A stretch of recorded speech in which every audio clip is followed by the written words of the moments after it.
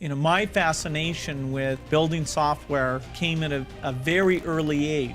So many people expect life to happen for them when they aren't even making an attempt to do good in their life. So many people just sit there on the sidelines claiming they wish they could be successful, and they are clueless about why they aren't, when that's the reason. They just haven't made any action to becoming successful or trying to achieve their dreams. They haven't done anything to try to make it happen. They haven't thought about it, they just want it to happen. That's all they know. When you have a business that's important as this with this many competitors, you're going to have people saying some nasty things. Those are the people that are going to try to tear you down because they don't know what they're doing. They wish they could be what you're doing, trying to attack their goals head on and achieve their dreams that they've thought of ever since they were a kid. And the people that don't know how to put in the work to become successful are the ones that aren't ever going to become successful. They're going to be stuck doing something that they can't stand and they're forced to do because they don't know how to go out and achieve their dreams, and they don't have the amount of willpower and the confidence in themselves to get stuff done. Let's really do an incredible amount with these people. So our youth, at least in this country, you don't want to be scared to take that step. That first step is the most important of just starting. You need to make sure that you are going to achieve your dreams, and the best way to do that is by starting right now. my thing was that I just love doing software. I loved hiring people. So many people just say they want to start, and they say they're going to start next week or next month or when their life gets a little less hectic, this, that, and the other. They just keep making excuses and they never get started. The best way to start is right now. Go ahead and set up a time today of when you're going to sit down and plan out what you want to do. But I don't think I missed any knowledge because, whatever I needed to learn, I was still in a learning mode.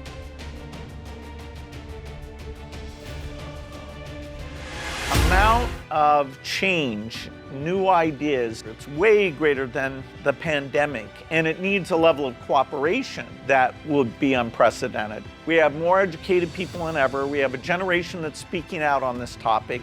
And, I got to participate in the miracle of the personal computer and the internet. And so, yes, I have a bias to believe innovation can do these. Nuclear power can be done in a way that none of those failures of the past would recur because just the physics of how it's built. I admit convincing people of that will be almost as hard as actually building it. But since it may be necessary to avoid climate change, we shouldn't give up. I wish all this funding of these companies wasn't necessary at all. Without innovation, we will not solve climate change. We won't even come close. There are days when it looks very hard. If people think it's easy, they're wrong. If people think it's impossible, they're wrong. It's possible, but it'll be the most amazing thing mankind has ever done. I'd talk to my dad, I'd talk to Warren, I'd talk to my wife Melinda. So I have enough people that know me and actually know where my judgment isn't its strongest, where I might get overexcited about something or,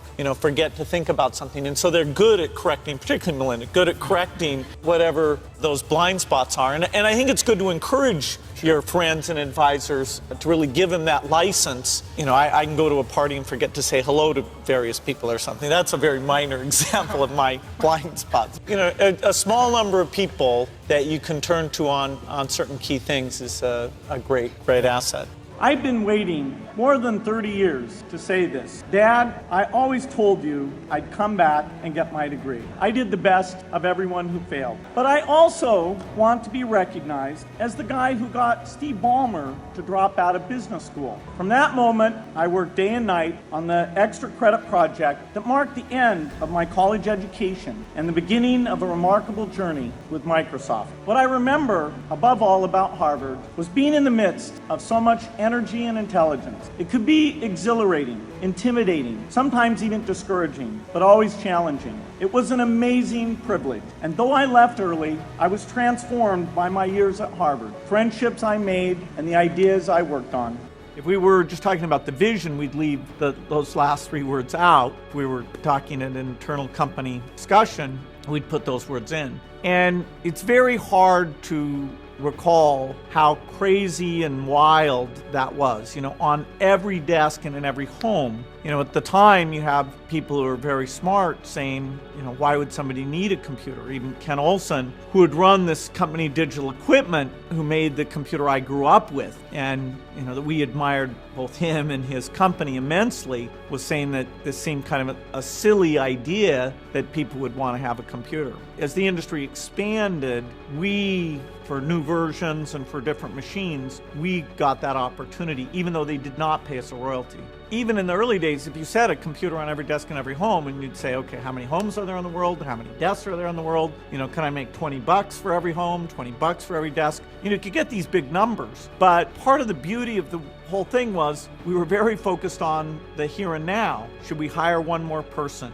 If our customers didn't pay us, would we have enough cash to meet the payroll? You know, we really were very practical about that next thing, and so involved in the deep engineering that we didn't get ahead of ourselves. We never thought, you know, how big we'd be. I remember when one of the early lists of wealthy people came out, and one of the Intel founders was there. The guy who ran Wang Computers actually was still, Wang was still doing well. And we thought, boy, if the software business does well, the value of Microsoft could be similar to that. But it wasn't a real focus. The everyday activity of just doing great software drew us in.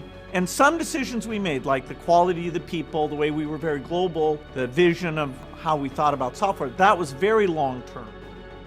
Thank you all so much for watching. If you haven't already, please go ahead and like the video. Subscribe to the channel if you're new, and let us know what you thought down in the comment section below.